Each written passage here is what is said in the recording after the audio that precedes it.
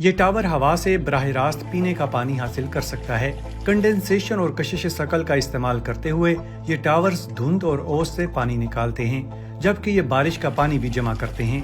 बगैर बिजली के इस्तेमाल के ये पीने का साफ पानी फराहम करते हैं। ये एक बड़ी बात है, क्योंकि पीने का पानी साफ ना हो तो कई बीमारियां जन्म लेती हैं। वारका वाटर टावर्स को उन आबादियों के लिए डिजाइन किया गया है जो पीने के साफ पानी तक आसान रसाई से महरूम हैं।